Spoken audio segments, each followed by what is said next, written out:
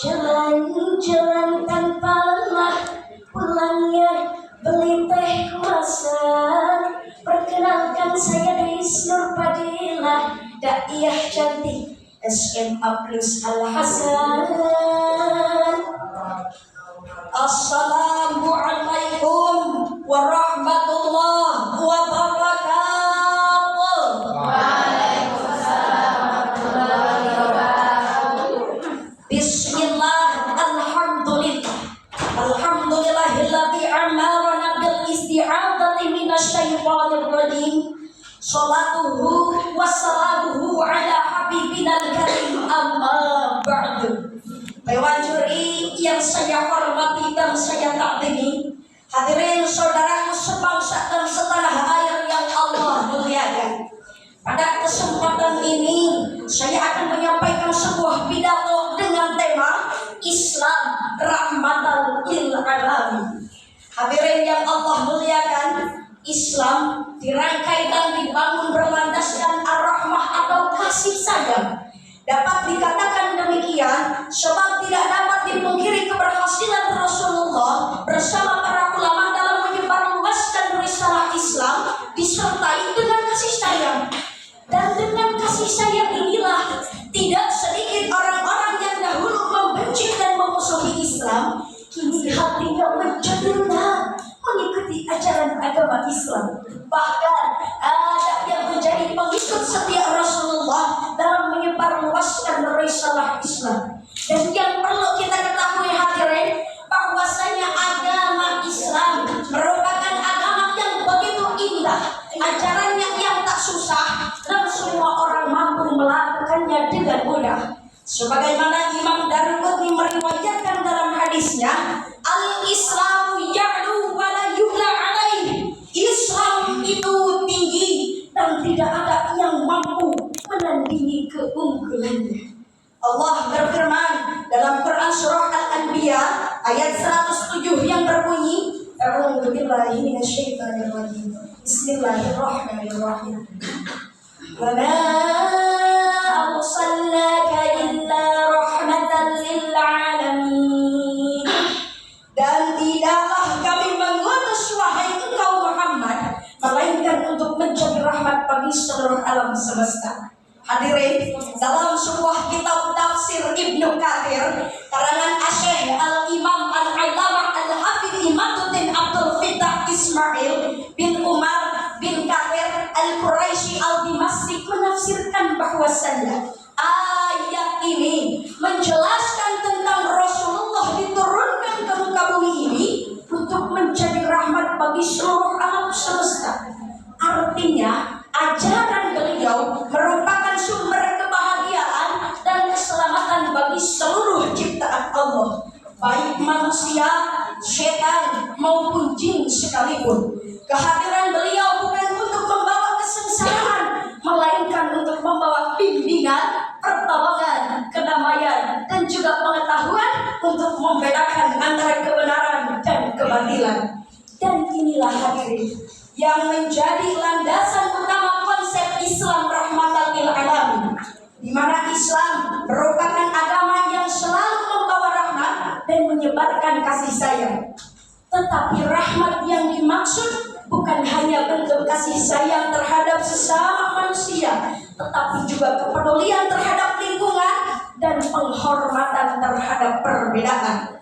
Dan yang lebih menariknya lagi hadirin, nilai-nilai Islam rahmatan lil alamin tidak kita temui dalam ajaran agama saja, namun telah dibuktikan melalui penelitian ilmiah. Sebuah penelitian yang dilakukan oleh Alia Rafika Syamsadea dan Mukhlasin Amrullah pada tahun 2023 dalam Indonesian Journal of Islamic Studies, mereka mengatakan bahwasanya ketika nilai Islam rahmatan lil alamin diajarkan dan dicontohkan secara konsisten, maka mampu membuat seseorang jauh lebih terbuka, lebih menghargai perbedaan, dan tidak mudah terpengaruh oleh sikap-sikap intoleran.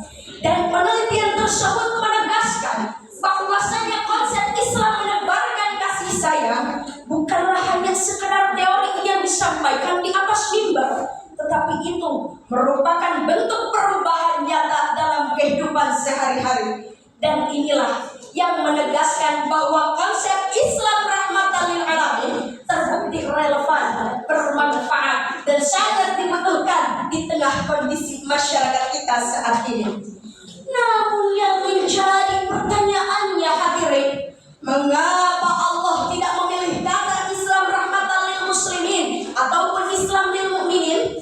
Maka sebagai jawabannya adalah sebab Allah mampu dan Allah menginginkan bahwa Islam mampu menjadi rahmat bagi seluruh alam semesta. Bukan untuk yang mukmin saja, bukan untuk yang muslim saja, tetapi untuk seluruh makhluk yang ada di muka bumi ini. Saudaraku, tujuan Islam diturunkan untuk menebarkan kasih sayang telah dibuktikan dalam perjalanan Rasulullah ketika beliau hijrah ke Taif yang dihuni oleh Bani Taif. Namun bukanlah sambutan yang baik yang beliau dapatkan, melainkan sambutan berupa kekerasan. Bayangkan saja hadirin, ketika Rasulullah berdakwah, Rasulullah dicaci, Rasulullah dimaki, dilempari batu. Bahkan yang lebih parahnya lagi, Rasulullah dilempari kotoran unta ketika berdakwah.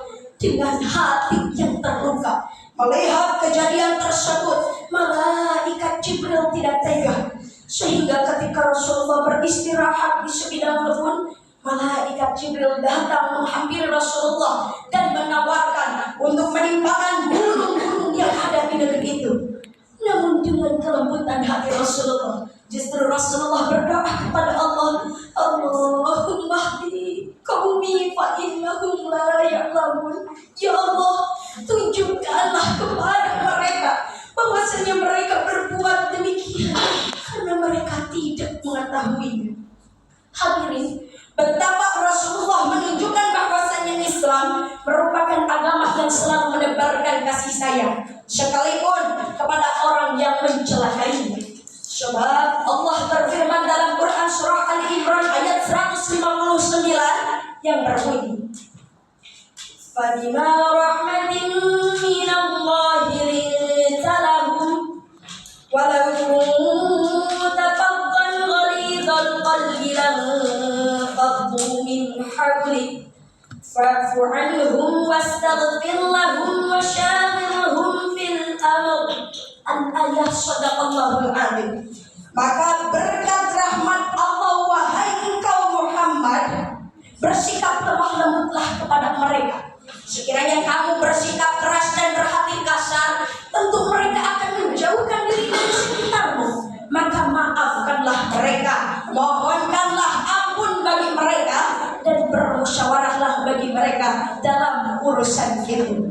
Hadirin yang Allah muliakan, andai Islam bukan agama yang rahmatan lil alamin, mungkin tradisi-tradisi yang ada di Nusantara akan hilang. Wayang kulit tinggal kulitnya, bahkan mungkin Candi Borobudur akan rata dengan tanah. Maka dari itu, dalam konsep Islam rahmatan lil alamin ada 3 prinsip yang wajib dimiliki oleh setiap kaum muslim. Yang pertama adalah Islam anti kekerasan, kedua Islam anti penindasan, dan yang ketiga Islam selalu menjunjung tinggi kasih sayang.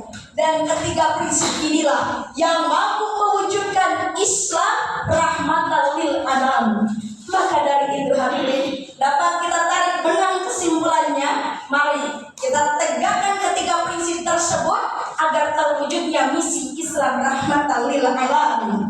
Karena ketika ketiga prinsip tersebut telah terwujud dalam kehidupan kita, maka insya Allah dakwah Islam akan senantiasa berhasil dan Islam akan menjadi agama yang selalu didambakan keberadaannya.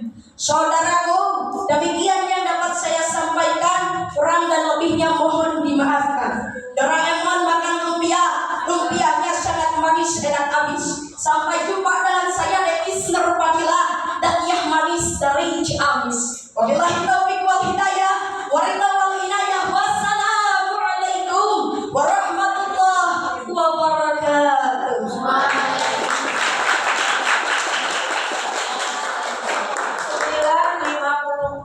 9 menit 50